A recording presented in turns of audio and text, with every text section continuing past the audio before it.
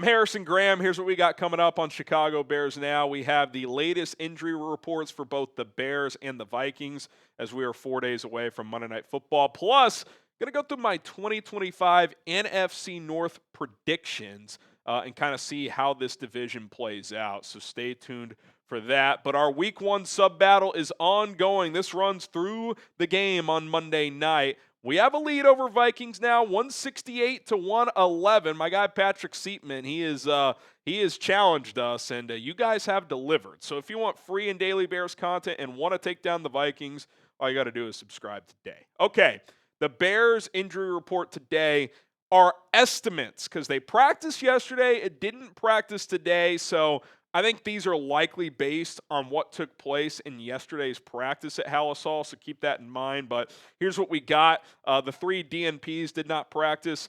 Josh Blackwell, who is being labeled as a groin injury. TJ Edwards, more on that in a second, dealing with the hammy. Roschon Johnson did not practice with that foot injury. They labeled Jaylon Johnson and Kyle Monangai as limited, as Jalen's had that groin issue and a calf labeled in there as well. Monangai with a hamstring. Devin Duvernay and Dominique Robinson were full, so they should for sure be good to go. Do want to spend some time on TJ Edwards here because this one's kind of snuck under the radar. He left practice last week. We didn't know what the injury was, and it's labeled as a hamstring. Even like a basic grade 1 hamstring strain is typically like 2 weeks. So that puts Monday Night Football, that's kind of right on the border. If he doesn't practice tomorrow, I would guess he's out. And so that leaves us wondering, what is the plan at linebacker? Now, Noah Sewell has kind of emerged as the third guy. He's been working at Sam, obviously, but also when he's played one of the 2 primary positions, it's been middle linebacker. Well, that is Tremaine Edmonds' position. So does Noah Sewell play weak side if TJ is out? Do you slide Tremaine over and Noah Sewell plays middle?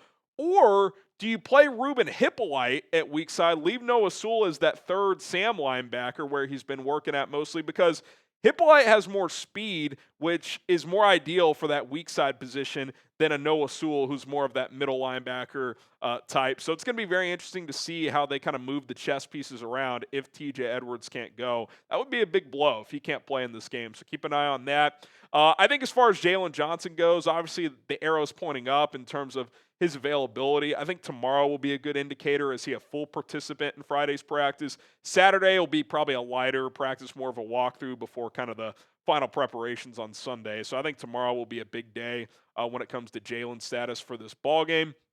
Let's shift to the Vikings now. Not at practice today.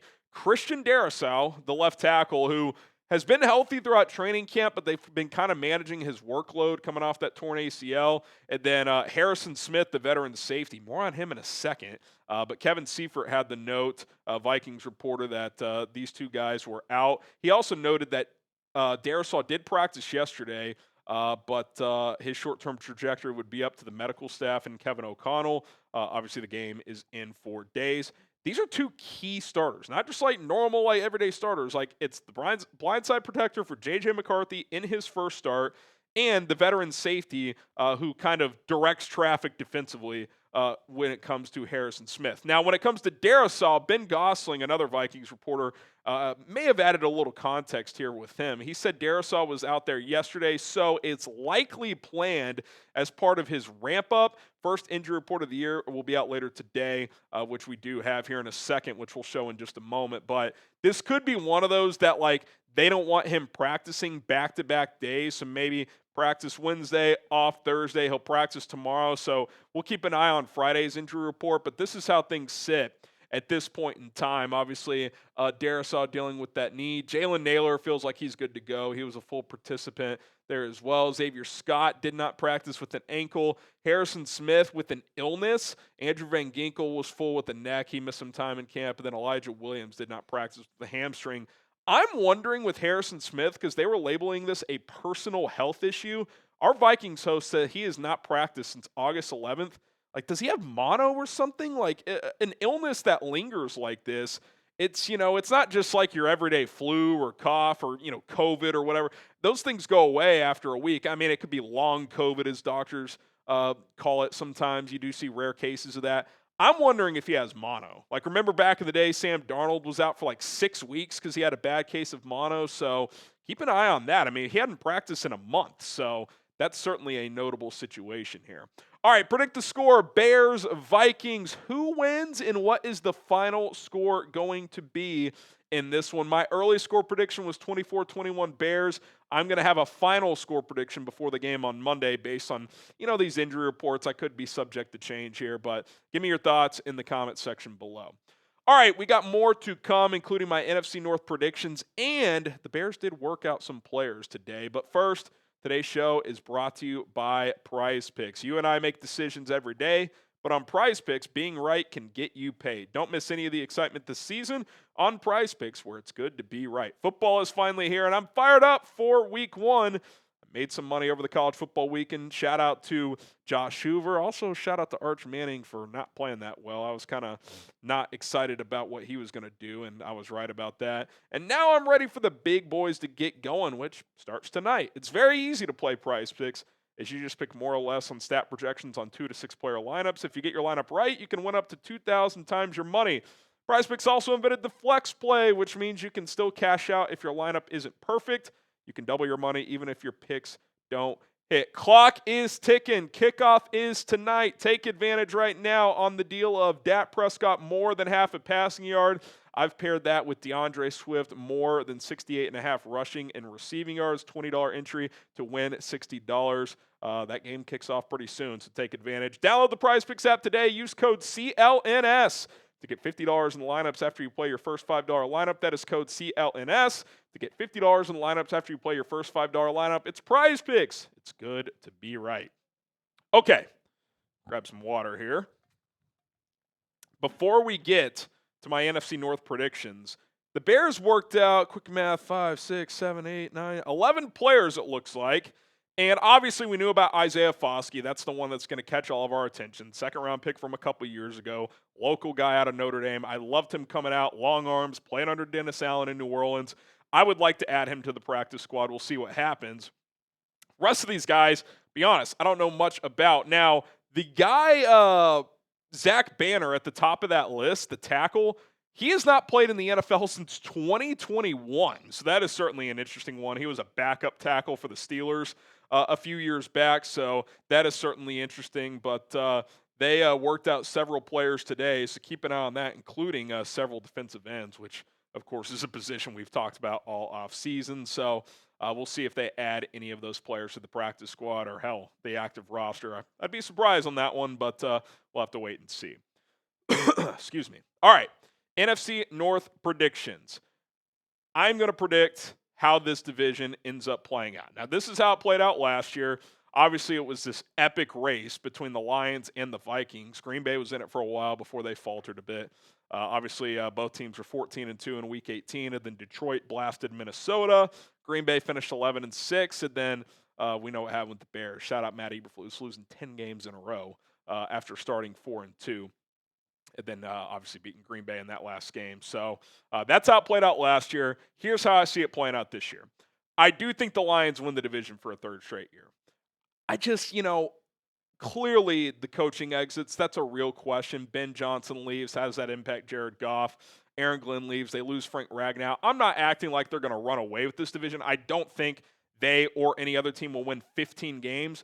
But even if they have like a 10, 12% regression, they're still probably going to win 11 or 12 games. So I've got the Lions winning the division. Don Berg, congratulations to you. I hope I'm wrong, but that's how I see it playing. And before you guys freak out, you're not a real Bears fan. Do you want me to blow smoke or do you want me to tell you how I see it? Because that's how I see it. I think they have the most talent in the division.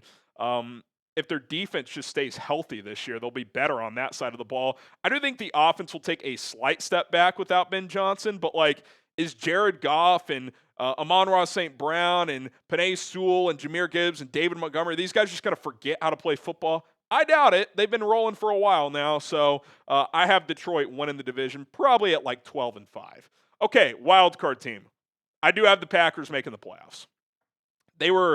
I was debating between them and Minnesota as the last place team before the Micah Parsons trade, and I know Micah's got this back thing going on. If he's healthy, Green Bay, FGB in the chat, is a playoff team. They just are. Like, we can all shit on the Packers. We can say this. We're not completely sold on Jordan Love, but like, even the not great version of Love is still like a solid player. If Micah stays healthy and gives them a pass rush presence, I just think they're too good to not make the playoffs. Good news. I also have the Bears making the playoffs. I have 3 teams coming out of the North for a second straight year. The Bears are in, and we'll get to the Vikings in a minute as they are out. I think the Bears double the win total, get in at 10-7. I just think the coaching staff is so much improved. The offensive line, left tackle, we'll see, but is going to be better across the board outside of potentially left tackle. You've added more weapons there. And yeah, we'll see on the pass rush, but I still think the defense will at least be above average. I think the offense will take a notable jump and they'll win 10 games. And then lastly, I have the Vikings missing the playoffs. I still think they're going to be good. This roster is loaded, but J.J. McCarthy's a complete unknown. And just like when the Vikings in 2022 made the playoffs at 13-4, they had this outrageous record in one-score games. That happened again last year. They were 9-1 in one-score games. And then in 2023, the year in between the playoff years, that kind of flipped. Now, it's not guaranteed to flip, but are they going to be this dominant in one-score games again and lead the NFL in takeaways? Those are metrics that typically even out over time. Like, they could still be a very good defense and be like 9th in takeaways, right? They could still be good in one-score games and be like 6-4 in those instead of 9-1. And J.J. McCarthy has not taken a single snap in the NFL. It's reasonable to think there's going to be some growing pains. If he lights it up immediately, listen, Kevin O'Connell's just phenomenal. Like, and maybe that'll happen, but I've got the Vikings on the outside looking in. I still think they'll probably win 8, maybe even 9 games, but I think all 4 teams are between like 7 and 12 wins, with the Lions winning the division, the Packers earning a wild card spot, and the Bears earning a wild card spot. Who do you guys think will end up winning the NFC North? If it's the Bears, type CHI. If you think it's the Lions, like me, unfortunately, type DET. If you think it's the Packers, FGB. Vikings, MIN. Get your votes in down in the comments below. My name is Harrison Graham. It all gets going this weekend. Well, tonight, if you're in the NFC East. So that is very, very exciting. Hit that subscribe button, turn on notifications. Let's take down Vikings now and subscribers this week.